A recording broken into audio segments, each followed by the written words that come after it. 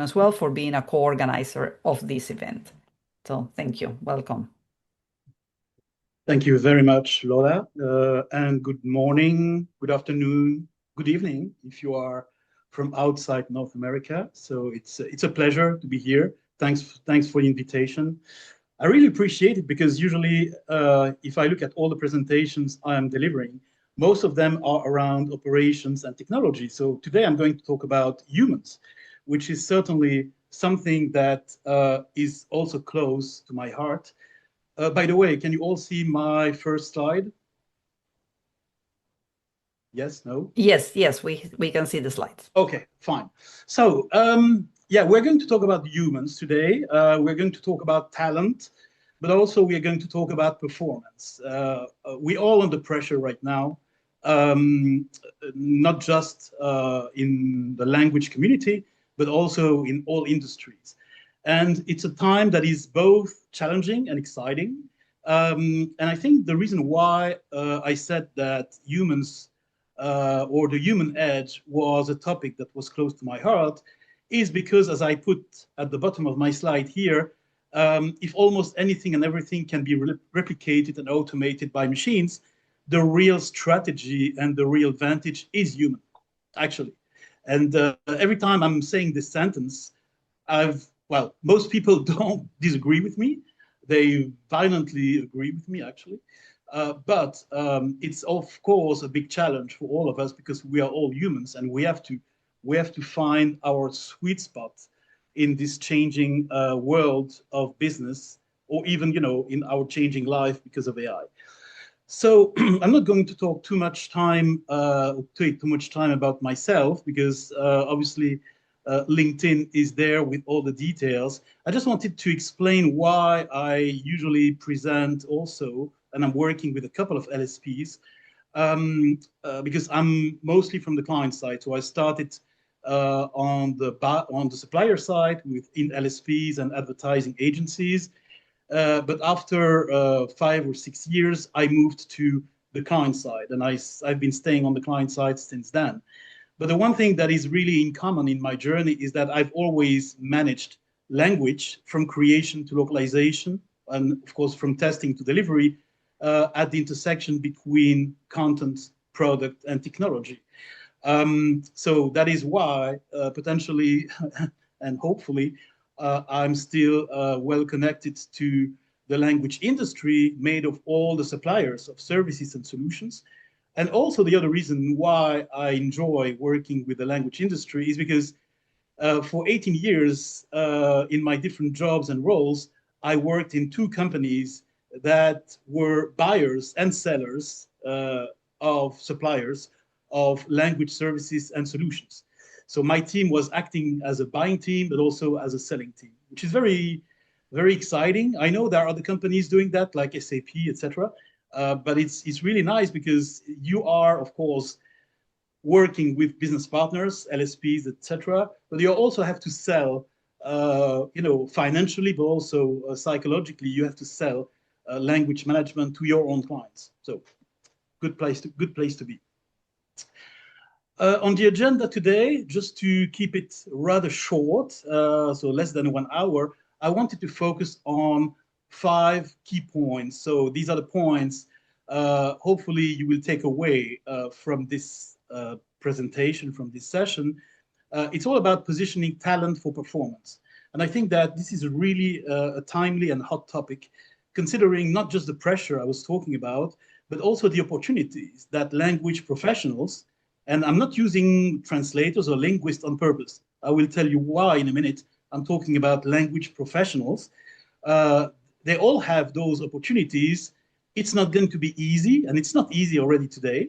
But these opportunities are really, I would say, not just in the short run, but in the long run, because it's going to be a unique, in my perspective, it's going to be a unique opportunity to extend and expand language expertise and experience in different fields like data management, product management, and content management. So I'll get back to that in the minute.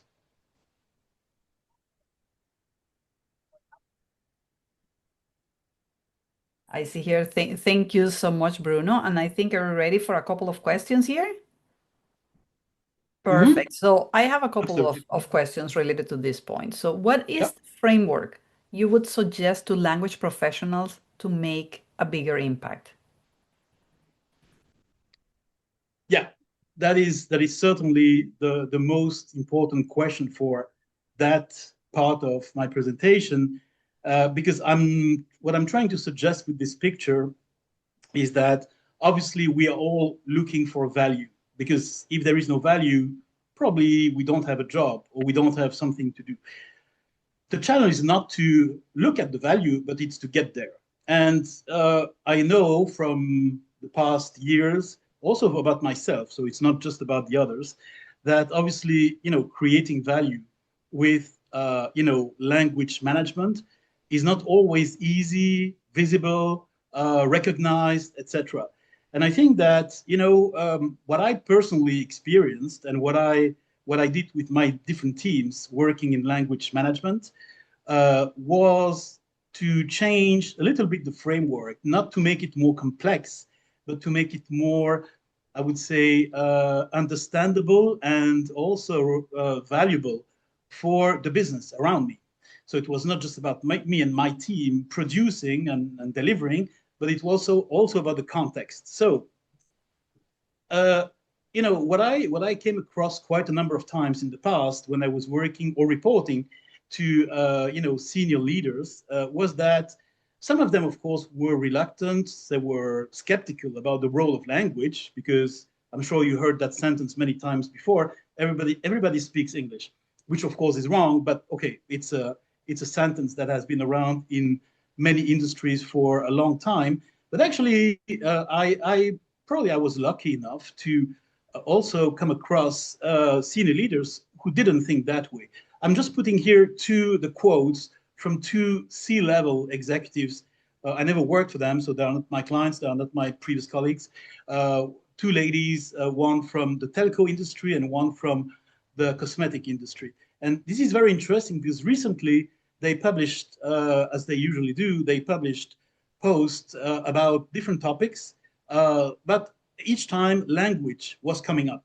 Language was coming up as a vehicle, as an asset to communicate, collaborate, and engage, or to reach, resonate, and trigger reactions for customers. So when you think about it, it's not just that language is important because it's everywhere. Without language, I think we wouldn't be here today. I wouldn't, you wouldn't see my slides. I couldn't talk to you. But also, when we are positioning all together, it's a collective effort. When we are positioning language as a value driver, it becomes more obvious to even the highest C-levels executives that it's not for nothing, that there is a value. But before that, obviously, we have to deal with some challenges in terms of, AI. I wouldn't call it immediately AI automation, but certainly AI enrichment or AI infusion. And what I usually try to set up when we talk about the framework for language professionals is to be realistic, is to be really realistic, but also balanced between what is automation and what is augmentation. Obviously, there are a number of tasks that are more or less automated today, thanks to or because of, if you are more skeptical, of AI-driven automation. I listed a few tasks here at the left of the slide, but at the same time, for each task, there is at least one example of augmentation, which is where the human edge is playing out. On the left side, it's all about the technology challenge. So technology is challenging us. Technology is challenging everyone for the moment, but at the same time, there is an opportunity which is human, and this is where, of course, the human edge. And for me, in my day-to-day work, the human edge is made of accountability, nuance, and judgment. Of course, there are other things that are very, very human for that matter, but it's always to embrace elevation and to embrace change and make sure that as humans we can be better than AI. And I think that's the whole point here. Language professionals can be better than AI. Of course, there are many posts on LinkedIn. There are many articles from suppliers, all clients, saying that technology will make linguists or make translators better. But I think there should be more articles also why technology is an opportunity. In this case, AI is an opportunity for humans and language professionals to be better than AI. So, and this is probably a little bit controversial. I'm aware of that, but this is my reality.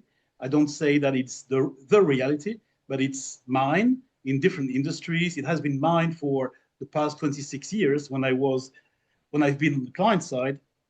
It's the first challenge is to move up the performance chain.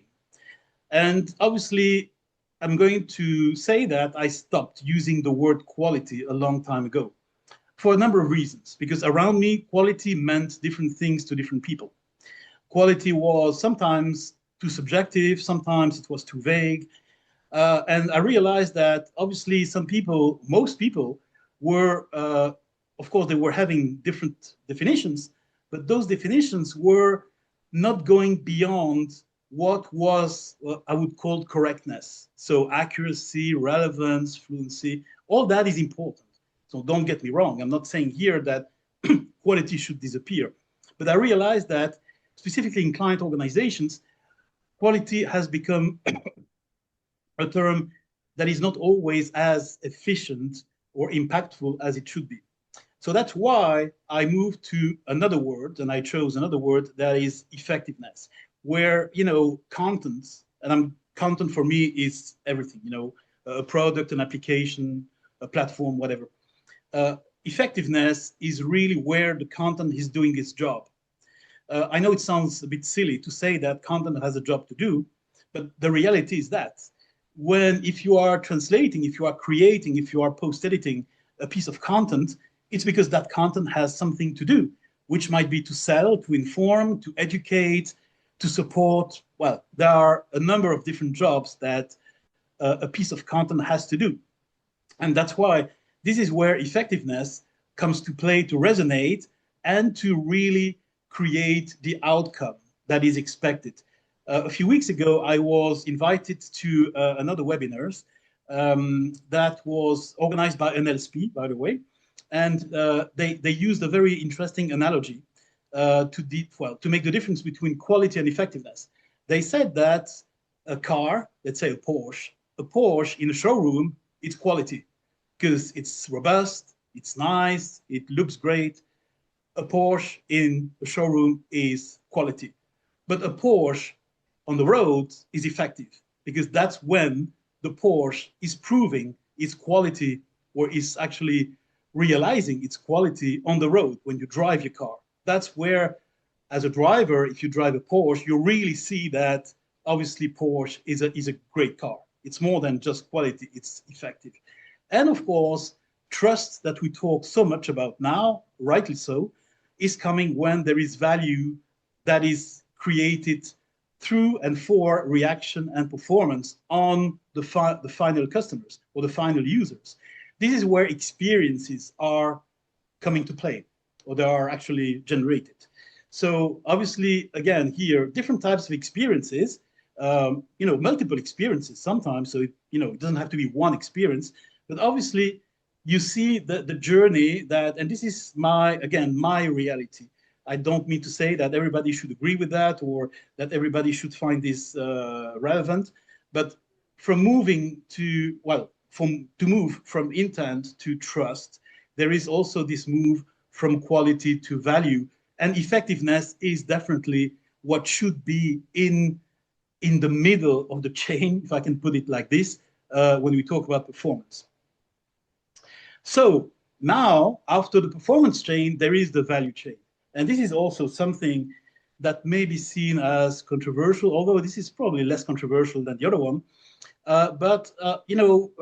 Probably just like every one of you today, I had to prove the value, and just not to prove, but I had to make sure that it was captured, that it was measured, because it's easy to say I created value, and I created value for this or for that. But of course, it's not enough. Most of the time, people around you, your colleagues, your clients are asking, can you show the evidence? Well, I think that this is why it's interesting from my perspective in my projects and in the organizations I've been working with and I'm working today as a consultant to really look at the value chain. And in the value chain, you know, realistically, there are four steps, four phases: the value contribution, the value creation, the value realization, and the value analysis. This is, of course, to determine who is actually working on value, when, and what is the actual role in value realization. Value contribution, we are all in this case, we are all in this framework already today because we work for clients or we work for stakeholders. So essentially, we are already sort of, everything that we do on a daily basis is to contribute to value, even if we don't see it, because that is, of course, the challenge is that most of the time what we do is sort of put in a context where the value is created.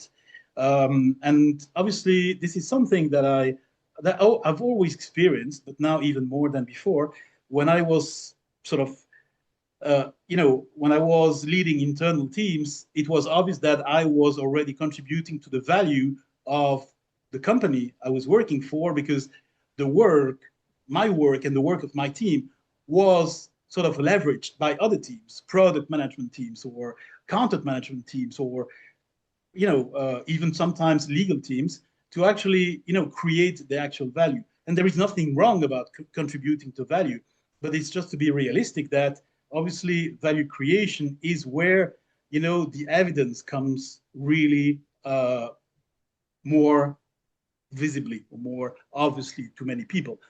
So the challenge or the opportunity is to move up this value chain, is to say yes, we are all value contributors, but the game plan is really to be as close as the value creation as possible, so that the value creators are recognizing the value contributors. Value realization, this is of course when clients or recipients are getting the product or the content. If you are a Netflix client like I am, obviously you are realizing the value of Netflix because you are consuming the contents they produce and they translate, they localize, etc. And then value analysis. This is, of course, where value analysis is really impactful because it's not just a matter of capturing and measuring where value is created at every stage and how it is created, but also is to put things together, is to connect the dots between the contributors, the creators, and the clients, and the final customers. So this is really, for me, a useful framework for language professionals who would like to address this concern of, I'm not recognized as someone creating value. So yes, first of all, language professionals are contributing to value in some way, but of course, when you look at the other side of your channel or your organization, people might not be aware of that. They might not see it. So that's why it's important really to get closer to value creation and to establish more bridges, more connections. And this is applicable if you are an in-house team or if you are an LSP. Because of course, if your client is just considering you as, I would say, a commodity seller instead of a business partner, then of course, a commodity seller is difficult to consider as a value contributor. A business partner is more obviously considered, I would say, appreciated as a value creator, and that's the reason why I know many companies, many people, many freelancers, they want to move from a transactional seller to a business partner. And here, just for the sake of the next slides, when I talk about the way to move up the performance chain and the value chain, there are a number of roles. Some of them are not really new, but they are reshaped by AI.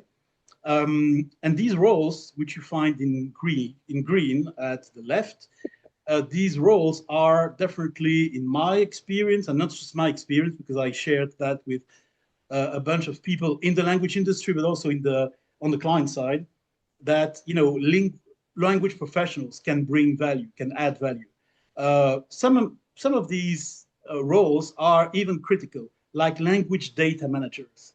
5 years ago, uh, I I knew a few language data managers because I worked in the data science field. So in data science, they were already language data managers, although these people were not language professionals. But that's a different story. But now, language data is the sort of cradle of AI. If there is no language data, there is no data for AI, and there is no AI. So here, these roles are really where someone can focus, and these roles are not mutually exclusive. So I know a friend of mine who has been a translator for 19 years now. She has been always considered as a language expert. She works in the biotech industry, so she has been translating biotechnology content for many years. But now, recently, she moved to another role, so she's still a language expert. But in addition, she is also a domain expert because she has translated so much in the field of biotechnology that obviously, she can also be recognized as a domain expert. And she's now become a workflow engineer because one of her clients is actually implementing AI, and that client asked her to actually chime in and help for the engineering and the control of workflows. And of course, that is why humans are so important, because it starts with human and it ends with human, because at the end you have the clients. Thank you, Bruno, about this. And oh, do you have something else for this slide, or can I ask a couple of questions? Now we can ask a couple of questions. Okay, so what does it matter for the language professionals to move up this, to move right in this line that you have in terms of how can they extend their expertise and into the supply chain, into the value chain? Yeah, that's a great question, Lola. And I think that this is a little bit like a twofold challenge, because obviously I've seen many testimonials of people who have moved, who have shifted left. My personal experience and my personal advice would be to shift left and right, because I think that it is amplifying the value and the effectiveness that language professionals can bring to supply chains. So it's not just about moving to more impact on the creation side, which is true, by the way. Language professionals can bring a lot at the creation stage, but obviously, if you consider the big picture being, as I call it, supply chain. Every company in the world has a supply chain, regardless of products or services. So if you look at the supply chain from the beginning till the end, you can define a number of stages, a number of steps. And in these stages and steps, you find a bunch of people who are not language professionals per se, that they are involved in other tasks like designers, developers, testers, UX experts, etc. So by shifting left and right, as far as I'm concerned, you are, as a language professional, you are in a better position, in a more comfortable position to really demonstrate what you can bring, the effectiveness and the value, but also to collaborate, to, as I call it at the bottom of my slide, to cross and bridge functions. Because I think this is not easy. It's a very human challenge. Everyone in a company, everyone in an organization, not just a client, it can be an LSP. We all work because of our expertise. We all work because obviously we are the best person to do something, which doesn't mean that we have to work in a very isolated way. But obviously, when I was myself a translator, a linguist, a project manager, I realized after, and that's one of the reasons why I left the industry to join the community. I more often than not, I was doing a good job, but very too isolated for me, too standalone. I needed to really collaborate, to engage, to be embedded more um, more effectively in the what was done as in the big picture. So as a translator, what about, or as a language professional? Sorry, what about collaborating, teaming up with UX? What about teaming up with marketing for the marketing messages? So that is the reason why it's for me shifting is definitely necessary, but just doing more than just left also right. But sometimes it's easy because as I that's why I like this picture. What do you do? I mean, eventually, is it right, left? Is it both? Well, you know the answer from my side now. And this shifting is important, Bruno. And I wonder, and I can see it's obvious, right, that it could add a lot of value. But what are those key skills? What do you identify that as an essential skill that language professionals need to acquire in order to be able to move through those roles and through that value chain? Yeah, great point, Lola. And that was exactly why I wanted to start the next slide to talk about data management. When we talk about skills, of course, there are skills that most language professionals already have. And these skills are going to be probably soft skills like curiosity, like open-mindedness, like everything that makes language professionals, efficient in what they are doing. If you are not curious, it's difficult to be a language professional because if you're not curious, it means that you don't care about other languages. Well, you see, sometimes it's easy to say, yes, there are soft skills, but there are also hard skills. And, there are multiple ways to shine by acquiring new skills or other skills. Sometimes it's not just new. And I start with data. And just to anticipate the question here, some people consider data as content. I could agree with that definition, to be honest, but I discriminate data from content here because data in the age of AI is so important. There is no AI effectiveness without data readiness. And we talk here about, of course, language data a lot. And there is a whole journey to get there. Sometimes, people focus a lot on models. What is the best model? What is the most effective model? How do we train models? All that is very important too. But this is really happening downstream. What I recommend to look at is also what is happening upstream. And this is all about data. Data is the lifeblood of AI. But you know that probably already. But why and how are those new skills in terms of data management playing out? Well, I'm summarizing here the life cycle of data for AI. It's a bit simplistic, but this is just to make my point that it starts with the assets. Many companies or many organizations are considering assets, all the files that they have, different formats, different languages, different different topics, etc. These assets have to be properly managed, first of all. And this is, of course, the first part of data management where language professionals can chime in and can bring value with their skills to manage multilingual content in general, not just formats and languages, but also the differences, the requirements, and the way to manage actually those assets in a valuable way. So after considering those assets, many of these assets are currently used to create and generate the data. Because, of course, you cannot feed AI, you cannot train AI models with files. You have to use data. And, of course, this is where, again, language professionals can or should acquire skills or can leverage the skills, because I know language professionals who are really, really good at managing data just because they've worked in the past in the BI industry, business intelligence, or because they worked in the life science industry where data has always been crucial. But again, those skills are focused on managing the data and not just annotating, because I know the reaction, well, some reactions that I got when I'm presenting this, this picture is that, oh yeah, you mean data annotators. Well, yes and no. Of course, annotation, unlike what some people think, it's a serious task. It's not just something that people do, in a sort of loose way.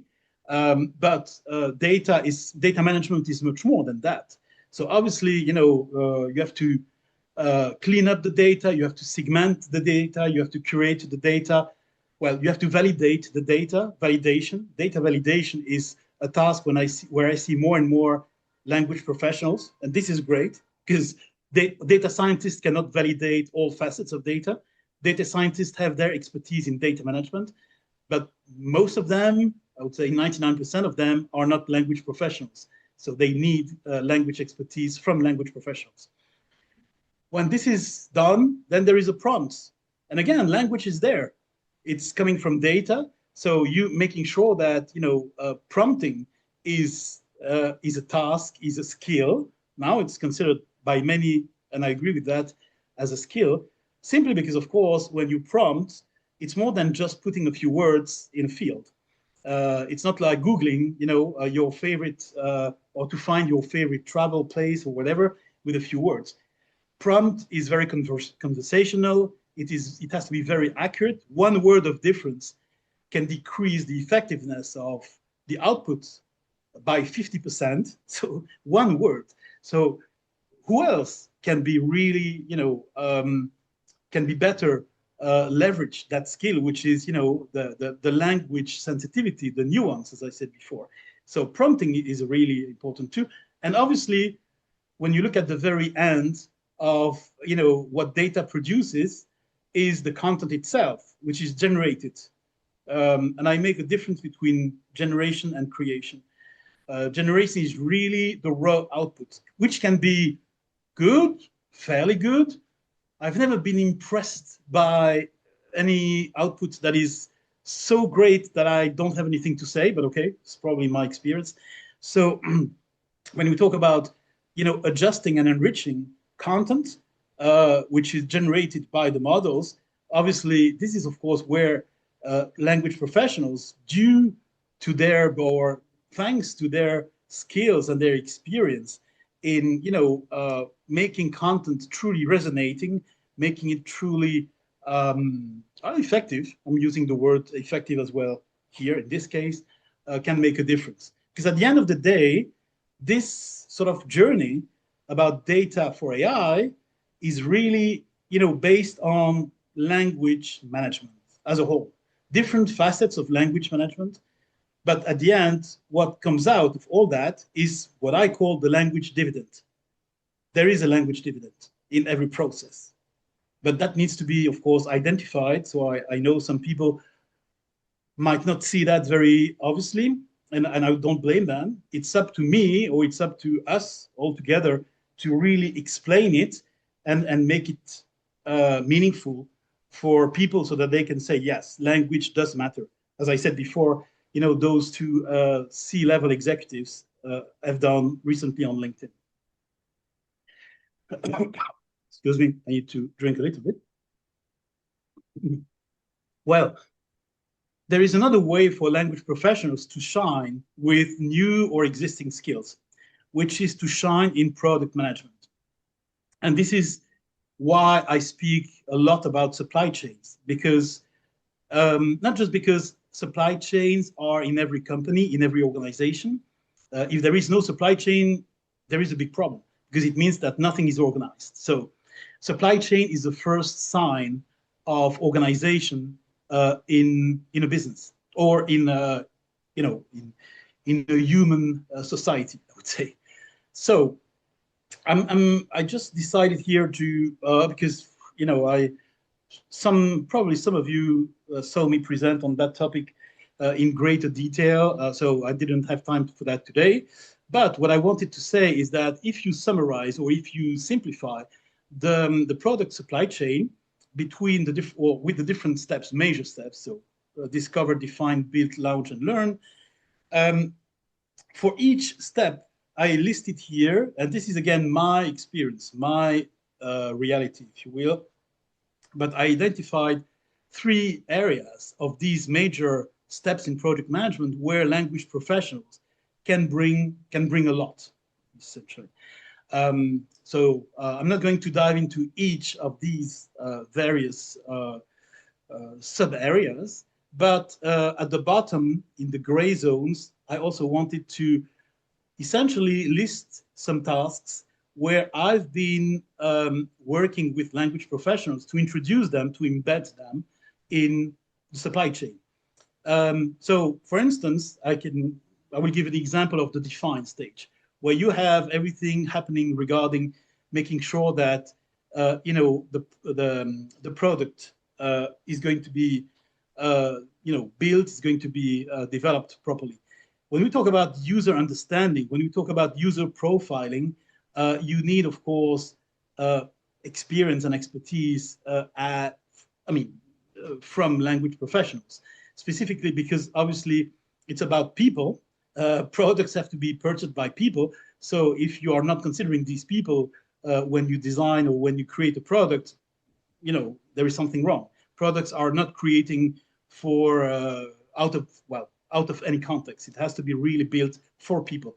And here, typically, what I've done in the past myself, when I was managing content operations team, there is a real and a very robust connection, collaboration between UX teams or UX people. Let's take individuals, UX people, and language professionals, which might be project managers, they might be linguists, terminologists. I think these, at least, at the very least, these two groups of individuals are really partners in crime in global product management because they have naturally complementing expertise, but also they, by teaming up, they can prove together the value that each creates separately. So that's a way that I used personally in my previous leadership when I had to create from scratch. When I had to create content operations team, I included, of course, localization PMs, content design experts, etc. But I wanted to make sure that each role had linkages with other roles, so that a PM was not separated or was not working in my team too far away from the designers or too far away from the testers. So I think there has to be established, linkages have to be established. And this is an example that I found in those 5 major steps in product management. So when if you read sometimes the post that I'm publishing on LinkedIn or elsewhere, or if you listen to some videos of my keynotes, you might think, why do I always refer to product and content management? This is not just based on my personal experience. Of course it is. But it is mostly because I strongly believe that there is a real connection and collaboration to establish, because language management is more than, than translation, localization, terminology. All these tasks are like a diamond, like facets of a diamond. If you consider language as a diamond, and diamond is a nice analogy because a diamond is very valuable. But if you look at all the facets, you will find facets that are all here in this simplified picture of a supply chain. Also shining in content management, same logic, same rationale, establishing bridges, creating connections between different people involved in content supply chains.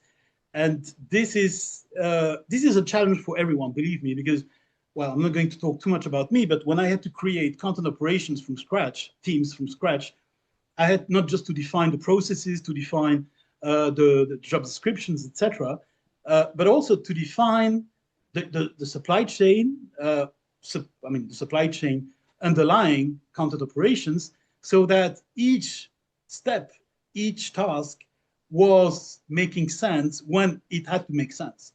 I know it sounds logical, it sounds even straightforward, but sometimes it's not.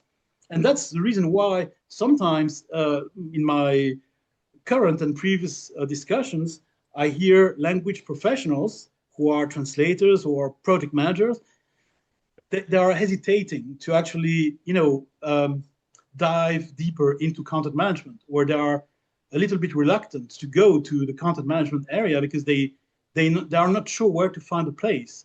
Where, I'm a language professional, where should I go to expand and extend my expertise?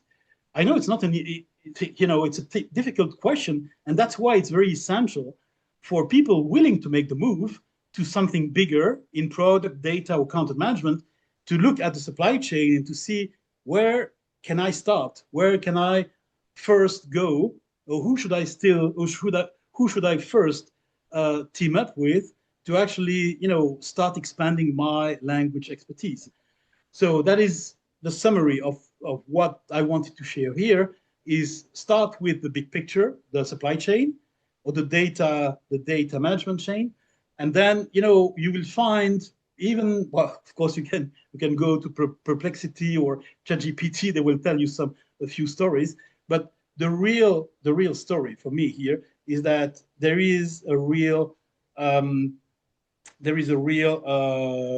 open door for language professionals, because even in the past, before AI, I remember I was talking to product managers, I was talking to communication leaders.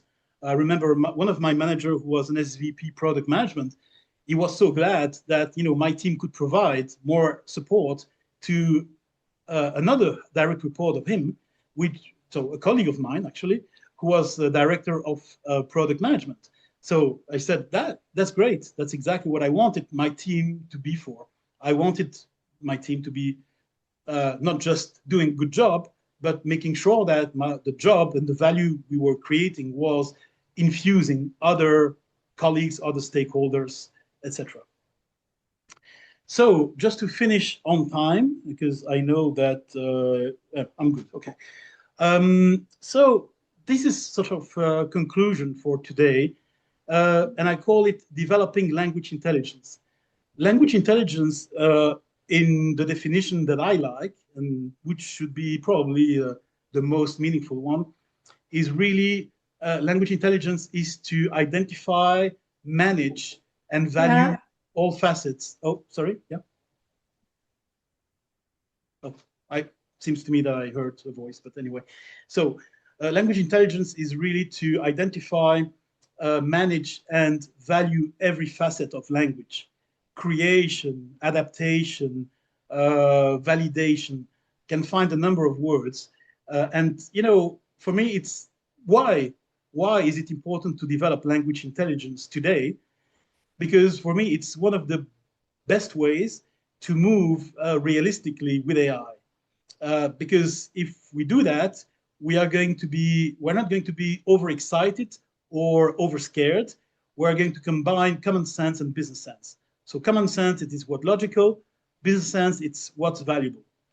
Both should go together, but sometimes they don't go together. That's the reality. So as I said here, don't be a sheep and don't stay in your lane. Um, of course, yeah, that's why I chose that picture, because for me it's so obvious that there are people sort of bumping into a wall and looking at the wall, and there are people trying to work around. And obviously, language professionals have a number of ways to avoid bumping into a wall. But of course, it's not easy. It is not uncomfortable. It's not comfortable. And I think it's André Palaguin who said in the World Speak event a few weeks ago that he wanted to discuss the uncomfortable truth. And I like the word uncomfortable, because to be honest, we are all now, I think most of us at least, we are in some way, we are in an uncomfortable position, just because everything is so uncertain, it's so moving. Who can say, oh yeah, I do my job easy, relaxed, zen? No, not really. Do not be cheap when and where you demonstrate value creation. And that, of course, it's again something that is not always easy to do, but that's another incentive, in my opinion, for language professionals to go beyond what they are doing today. And what they are doing today, going beyond what they are doing today is and I insist on that because I know how important it is invest in data management, language data management, is to keep a holistic approach of language management with language intelligence, and going beyond what language professionals are doing today is going beyond what people do. It's going to what people are. And that's why, I use that sentence that I used many times last year when I was in front of translators, project managers from the language industry, translating, post-editing, etc. What is your job today? It's what you do. A language professional, an expert, is what you are. So don't mix both. Don't sort of confuse what you do with what you are.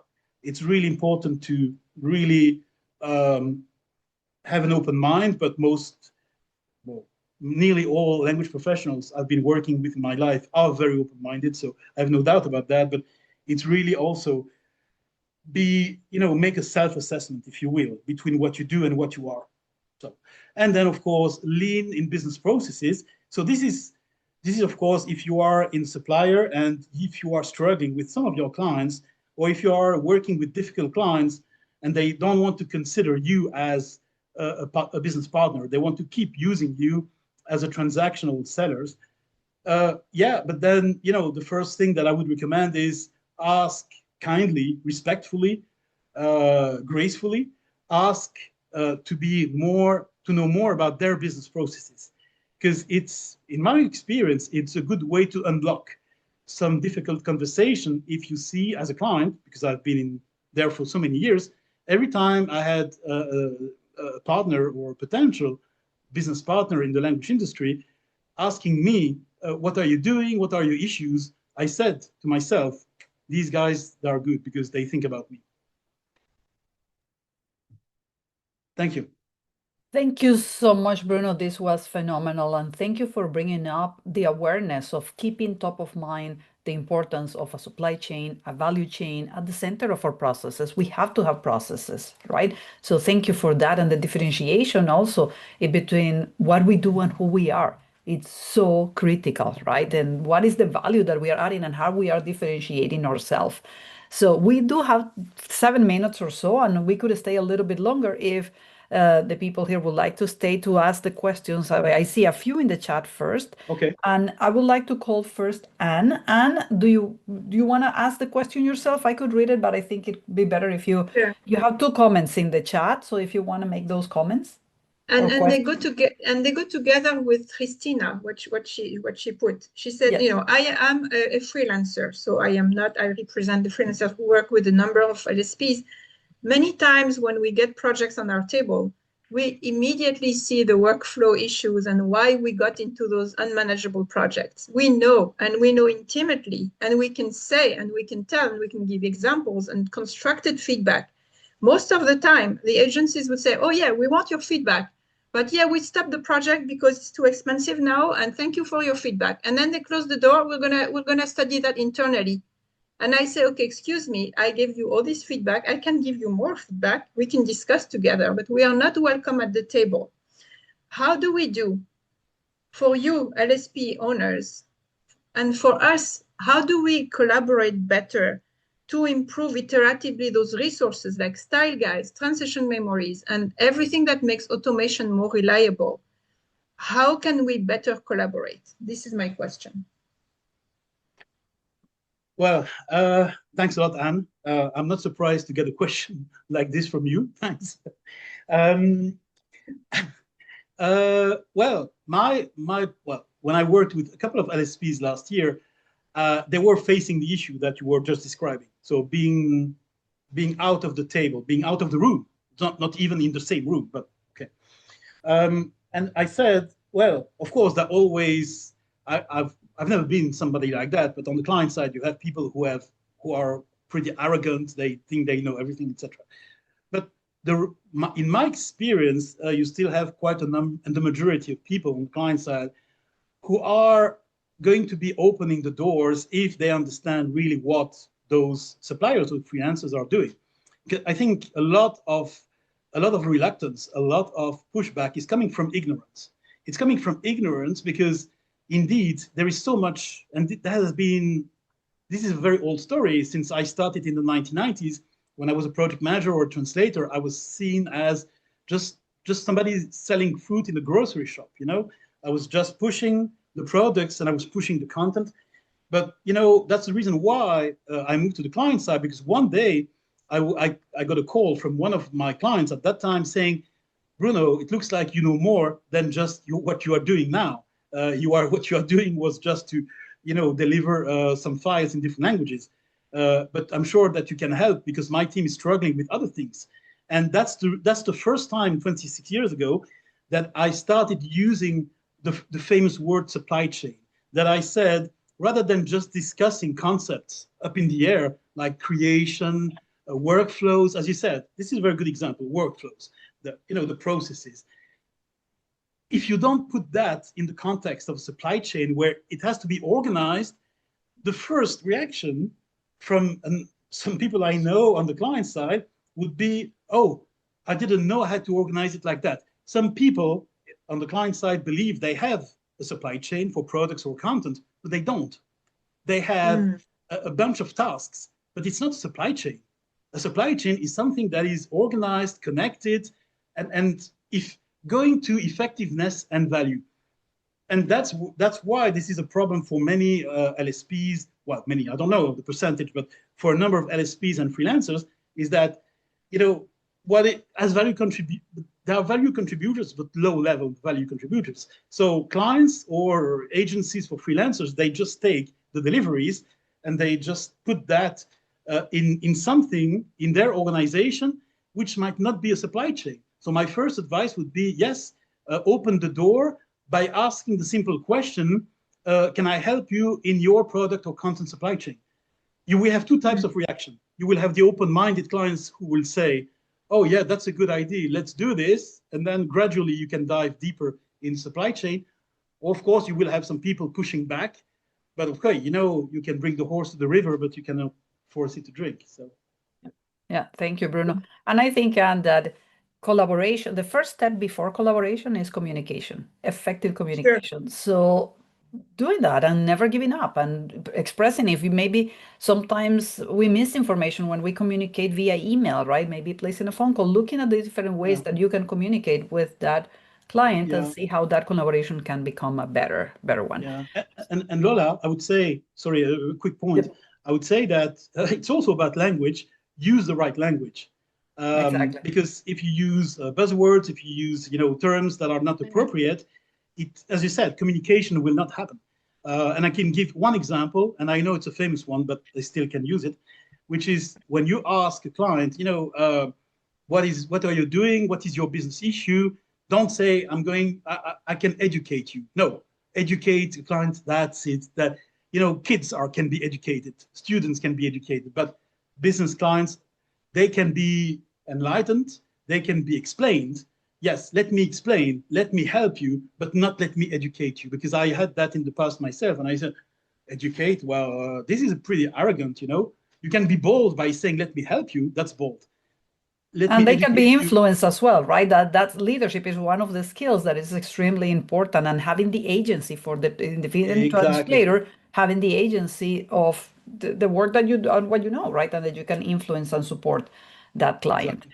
So we are getting close to 11, a minute or so, but we do have a couple of more questions here. I see Miguel. Miguel is off camera. So I'm not sure, Bruno, if you have a few more minutes to stay to answer a couple of questions if people have. Miguel, I'm not sure if you want to comment audio or if I should read the question for you. Is Miguel still here? No, okay, so, Miguel is not here. So Chantal, you had a couple of questions in the chat, even before Anne. Did you have a specific question you want to ask Bruno? I would say the last one. We had many people kick off this series. Okay, so the next one after Anne is Christina. Is Christina here? No, I don't think Christina is here. But I think it was related to what Anne was asking as well, right? I see Christina. Christina, are you here? Yeah. Oh, you're here. Yeah, I'm Go here. ahead, Christina. Mine was more of a comment that usually linguistic linguists and language professionals don't struggle so much with the skill sets currently because they've been working with all sorts of technology and all sorts of functions.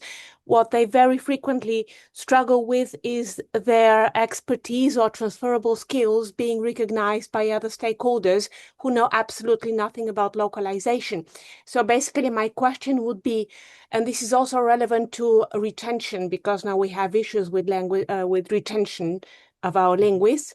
How do we promote or how we support our linguists in actually opening that door? Because lots of client education has not happened in our industry. Yeah, that's a very good point, Christina. I think that you're right. There are quite a number of soft and hard skills that language professionals already have. But there are some skills that have become really from important to critical. And I think the one that I highlighted for today was data management. I've been working in my previous teams and out of interest as well, I've been working with data scientists for a long, long time. So I learned a lot from them about, what data science was.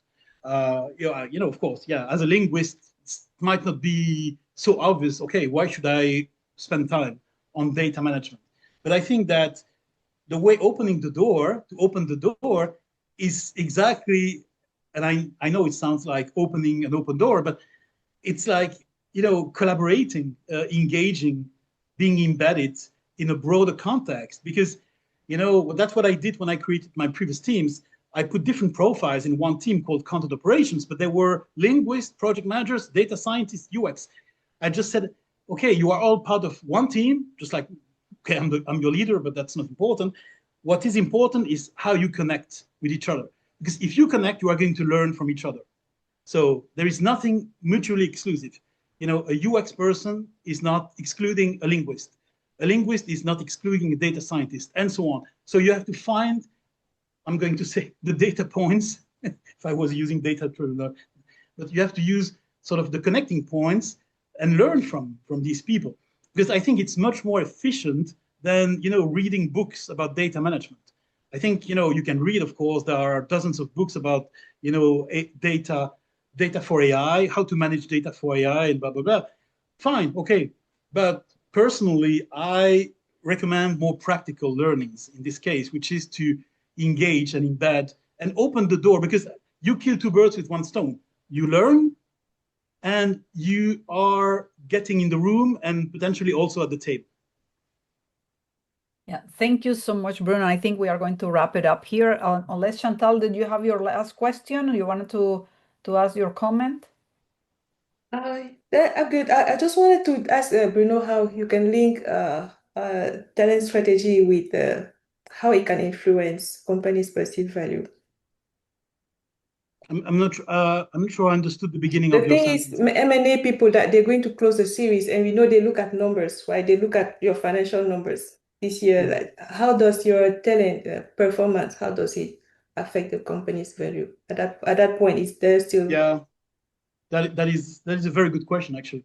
I would say that you have, I mean, as an LSP, just to get the best value of your company, you should be more positioned as a content solutions provider rather than as a language services provider. The challenge is not to say it, it's to do it. Because, recently, and I know a growing number of LSPs that are making the move from being a traditional language services suppliers to a content solutions suppliers. But okay, it doesn't have to be like AI washing, when you say, but you don't do it. It has to be really, you have to prove that in your projects, working with your clients, you have done more than what the traditional LSP is expected to do. Mm-hmm. So, and say, you know what, as an LSP, of course, I delivered millions of words, I delivered thousands of projects, but I also helped my clients create content, internationalize applications, everything that goes beyond this vertical task of translating and localizing. Because then your value as an LSP is no longer the value of an LSP as it is commonly defined, but it becomes the value of a content solutions provider which is bigger than the translation suppliers. Yeah, thank you so much. Thank you, Chantal, for that question, and Bruno for expanding our horizons about the journey that we have. And speaking about journey, as Chantal posted in the chat, our last webinar is going to be July 21st. You can see the link on the chat, which is in new considerations in valuation, succession planning, and exit strategies with Dee Johnson. So we look forward seeing you there. Thank you, Bruno. This has been phenomenal. And thank you for being here, each of you. This is, one more webinar from CLIA. We thank you on behalf of the Canadian Language Industry Association for being here and for continue to be our supporters. So thank you. Thank you very much. Thank you.